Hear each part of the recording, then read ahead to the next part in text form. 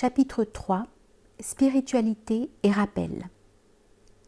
La question cruciale de nos jours n'est pas tant de savoir si les lois de l'islam sont compatibles avec celles de la société occidentale, cela étant dépassé, mais plutôt de savoir comment préserver et intensifier sa spiritualité au cœur de la modernité.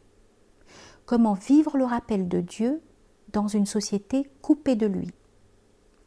Répondre à l'élan originel du cœur, au sein même des agitations du quotidien, est un véritable jihad. Un véritable effort intérieur est nécessaire à une vraie libération des jougs de la modernité pour retrouver la proximité de Dieu par le souvenir de sa présence. Il s'agit de lutter contre les polythéismes modernes qui, comme le rappelle Tariq Ramadan, font du pouvoir de la nation, de la science, de la technique, de l'argent, du plaisir et du confort autant de dieux auxquels on voue un culte publicitaire et financier. Il faut parfois se libérer des activités extérieures qui finissent par faire oublier l'essentiel, à savoir la lumière du cœur pour retrouver son aspiration naturelle. Quitter ce quotidien dominé par le bruit, la musique, la technique pour se laisser envahir par le silence, la prière et le souvenir de Dieu. En clair, c'est passer de la routine du quotidien à l'adoration du divin, de l'attachement au contentement. C'est faire un pas vers la lumière pour mieux revenir et vivre le sens de cette parole, soit sur la terre comme un étranger ou un passant. Ainsi, retrouver la dimension spirituelle dans cet univers matérialiste est une responsabilité qui incombe à chacun dans un djihad permanent. Il s'agit d'animer sa vie à travers une spiritualité exigeante, donnant ainsi sens et finalité à chacune de ses actions. Submergé par l'univers des sensations, la mode et le plaisir, il est essentiel pour chaque être qui porte la foi de revenir à la surface aux fins de retrouver le sens du cheminement vers Dieu. Des penseurs comme Frédéric Lenoir ont été jusqu'à juger nécessaire de revenir à certains maîtres de vie, comme Socrate, Jésus ou Bouddha, de s'intéresser à la question de l'être plutôt qu'à celle de l'avoir. Ce fut d'ailleurs l'entreprise des philosophes grecs, notamment les présocratiques, dits les philosophes de la nature. Ces derniers, de Thalès à Aristote en passant par Démocrite, Héraclite, Anaximandre, interrogèrent la nature pour trouver des réponses sur l'origine du monde et de l'être. En effet, il faut véritablement savoir d'où l'on vient pour connaître où l'on va. Le cheminement spirituel est un long voyage qui mène à la source, à notre point de départ. Notre provenance est notre véritable destination. Santiago, dans L'Alchimiste de Paulo Coelho, part de l'Andalousie vers l'Égypte à la quête d'un trésor, à travers un voyage initiatique mouvementé. Puis finalement, lorsqu'il arrive au Caire, on lui indique que le trésor recherché se trouve en Andalousie. C'est précisément cela le sens de la marche spirituelle. Le trésor est en nous, à l'intérieur, mais nous avons besoin de l'intercession, de l'extérieur, pour le découvrir. Le magot était en Andalousie, mais il fallait l'entremise de l'Égypte pour le savoir, le découvrir. Ainsi en est-il de Dieu. Il s'agit de projeter son regard vers l'extérieur, le monde, la création, pour comprendre que Dieu est à l'intérieur, en chacun d'entre nous. Le voyage a uniquement pour but de transformer le regard sur soi. L'origine de la quête se révèle autrement qu'à l'origine après la quête. Le regard qu'on a au départ n'est jamais le même que celui qu'on a au retour. Ouvrez les guillemets. Lève donc les yeux vers les cieux. Y aperçois-tu la moindre lacune? Lève-les encore par 2 fois. Ton regard reviendra vers toi, déçu et harassé. Fermez les guillemets. Sourate 67, versets 3 et 4. De nos jours, nombre de personnes déçues par les illusions de cette vie qui leur fit miroiter un bonheur illusoire tentent, tant bien que mal, de revenir à la spiritualité. En effet, point d'allégresse dans le matérialisme. Seulement d'aucuns font de leur quête du sens un refuge, ou plutôt une roue de secours. Le besoin d'aller vers Dieu est une chose inhérente à l'homme. Seulement, il convient de donner à cette aspiration naturelle une orientation intellectuelle. Répondre à son souffle originel, c'est rayonner, se libérer, non se recroqueviller ou se calfeutrer dans une quête spirituelle étouffante. La spiritualité est une façon de vivre dans le monde et non de s'en isoler.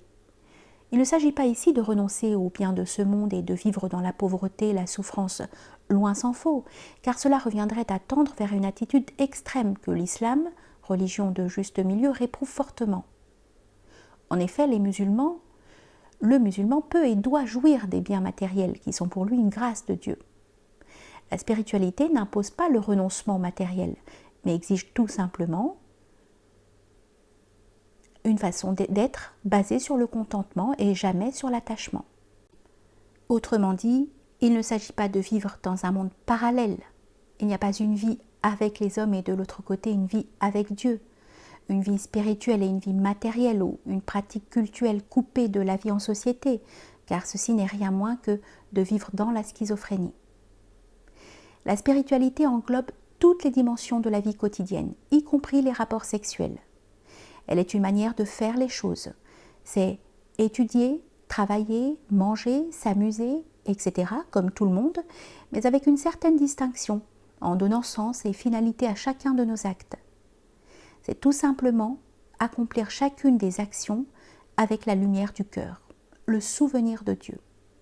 C'est mettre Dieu au cœur de sa vie, c'est vivre sa présence au quotidien. Tout est adoration. Même l'action la plus infime, comme le fait d'écarter un déchet du chemin ou de sourire à son prochain, tout pouvant être une aumône dès lors que cela s'accomplit avec l'intention de plaire à Dieu. La spiritualité sacralise la vie car toutes les actions du quotidien sont profanes et ne deviennent sacrées que si elles sont accomplies dans le souvenir de Dieu. C'est la sincérité dans les cœurs qui produit le sacré dans les actes. En clair, vivre sa spiritualité au quotidien, c'est sacraliser chacune de ses actions par le souvenir du Très-Haut. C'est autrement dit redonner un sens à sa vie et à ses actions, comme le fit Jonathan Livingstone, le goéland de Richard Bach. Le Grand Conseil des goélands avait un jour fermement réprimandé Jonathan Livingstone pour son irresponsabilité. La vie, c'est peut-être pour toi l'inconnu et l'insondable, mais nous sommes mis au monde pour manger et demeurer vivants aussi longtemps que possible. Mais inébranlable, celui-ci répondit avec une sagesse de tous les instants. Irresponsabilité, mes frères, s'écria-t-il. Qui donc est plus responsable que le goéland qui découvre un sens plus noble à la vie et poursuit un plus haut dessein que ceux qui l'ont précédé ? 1000 années durant, nous avons joué des ailes et du bec pour ramasser des têtes de poissons. Mais désormais, nous avons une raison de vivre. Apprendre, découvrir, être libre. En effet, il s'agit de rompre avec les mécanismes habituels du quotidien qui nous emprisonnent. Métro, boulot, dodo. Aussi et surtout se libérer de l'obsession de son apparence, son paraître.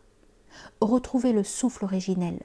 La liberté donc, c'est redonner un sens à son existence en se délivrant de certains automatismes, comme le fit Jonathan, mais aussi se dépêtrer de sa monomanie de l'apparence, comme le fit le chevalier à l'arme rouillée de Robert Fischer. Ce vaillant chevalier était si fasciné par sa merveilleuse armure qu'il ne la quittait jamais, même pas pour dormir. N'ayant plus revu son vrai visage depuis un long moment, sa femme et son enfant tentèrent en vain de le convaincre de s'en détacher. Abasourdi, sa femme menaça de le quitter. Le chevalier inquiet décida aussitôt de l'enlever, mais hélas, il se trouva coincé. Désemparé, il s'en alla rechercher du soutien et ainsi commença un voyage initiatique qui, au gré de rencontres insolites, lui indiqua les 3 châteaux à franchir pour atteindre son but. Le silence, la connaissance et la volonté. Le chevalier, à la lumière de ses enseignements, parvint au final à recouvrer sa liberté. L'élévation spirituelle n'est cependant pas chose aisée, parce que les chutes sont fréquentes. C'est une rude montagne semée d'embûches. L'objectif est de parvenir au sommet de cette haute et monstrueuse montagne, tout en sachant avec humilité que l'on n'y parviendra jamais. Albert Camus, en reprenant le mythe de Sisyphe, considérait cela comme étant absurde. S'élever pour indubitablement chuter, rendait, selon l'auteur de La Peste, la vie absurde. Voilà pourquoi le suicide est, toujours d'après lui, le problème philosophique le plus sérieux, parce que se suicider, c'est considérer que la vie n'a plus de sens et qu'elle ne vaut plus la peine d'être vécue. Or, dans la tradition musulmane, la chute est inhérente à l'élévation. Celle-ci n'aurait point de sens sans la dégringolade. Il n'y a pas que de la béatitude dans le cheminement spirituel. On y vit aussi des crises. Certainement nous est-il arrivé à chacun de traverser des crises spirituelles, d'être superficiel dans sa pratique, de manquer de profondeur, d'être au bord de la débauche, voire dans la débauche, mais il faut toujours rebondir, repartir à la conquête de soi, toujours et encore, quelle que soit la quantité de chutes que l'on fait, car celle-ci ne dit rien de la qualité de l'élévation.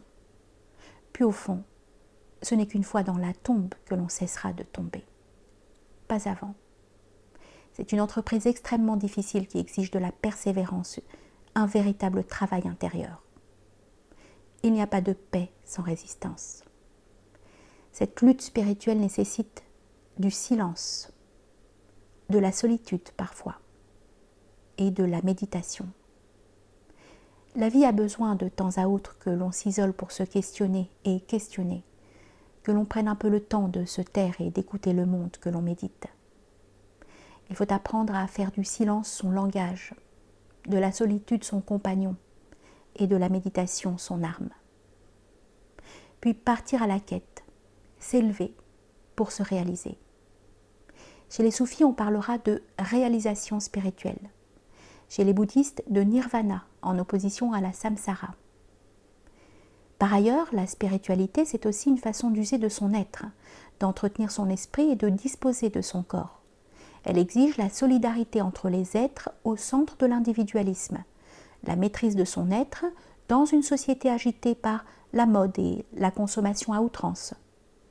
De même, elle exige une certaine pudeur du corps au cœur d'une société qui l'exhibe pour éveiller les plus bas instincts et l'utilise comme moyen pour des fins économiques. Si la société moderne considère le corps comme un simple objet, en islam, il ne peut être considéré indépendamment du sujet et contribue, de par l'exigence de la pudeur, à préserver la dignité et le respect de la personne. Ainsi, la spiritualité revivifie la lumière du cœur pour qu'elle devienne une lumière dans la société.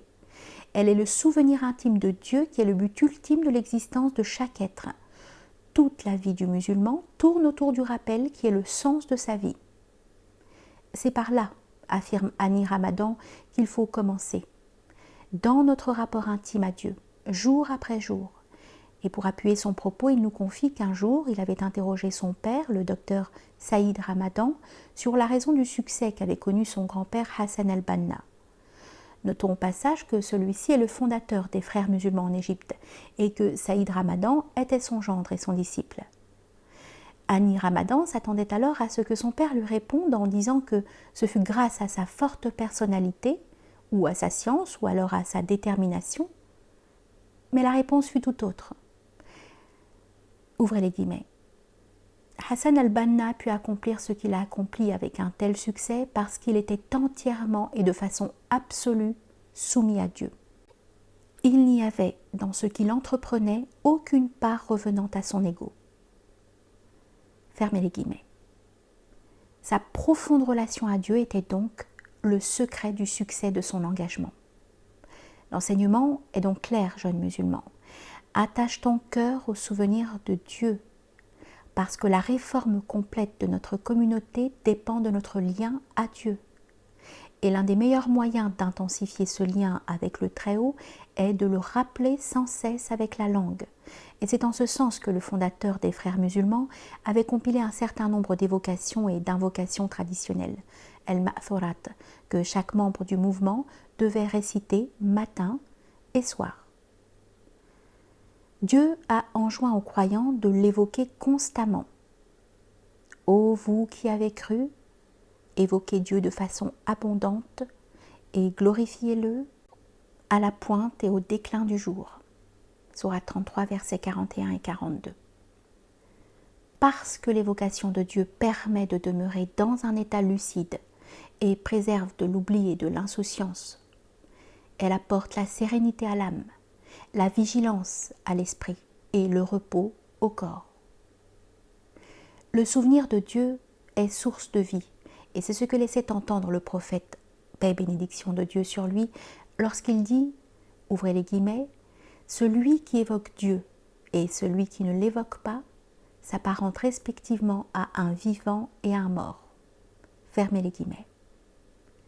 C'est ce qu'exprime aussi cette judicieuse comparaison d'Ibn Taymiyyah, ouvrez les guillemets. Le souvenir de Dieu pour le cœur est comme l'eau pour le poisson. Quel serait l'état du poisson hors de l'eau? Fermez les guillemets. En effet, imaginez un peu son état hors de l'eau. Il s'agite jusqu'à rendre l'âme. Il en est de même pour le cœur, qui sans le souvenir de Dieu s'endurcit jusqu'à mourir spirituellement. Comment donc espérer une renaissance avec des cœurs morts? Le prophète, paix et bénédiction de Dieu sur lui, évoquait Dieu en toutes circonstances et, malgré les persécutions et le mépris des négateurs, son cœur demeurait serein et apaisé. Il avait ce don spirituel de relier chaque circonstance de la vie à Dieu. Autrement dit, il invoquait Dieu dans toutes les situations, en sortant de chez lui, en allant à la mosquée, avant de manger, de dormir, au réveil, lorsque la pluie tombait, etc. Le souvenir de Dieu a toujours été le secret de tous ces grands hommes qui ont apporté une pierre à l'édifice de la Réforme. Point donc de succès pour celui qui n'évoque pas Dieu. C'est la clé qui ouvre les portes de la réussite et qui vaut, comme l'a enseigné le prophète à ses compagnons, bien plus que l'argent, l'or et la victoire. Il s'agit en somme de se souvenir de Dieu, de nourrir son cœur de sa présence et surtout de sa proximité, au travail, à l'école, au sport, dehors, dans chacune des actions de son quotidien. Se souvenir de sa présence à travers la purification du cœur, l'entretien de l'esprit et la gestion du corps, et en particulier à travers la prière, la zakat, le jeûne et le pèlerinage.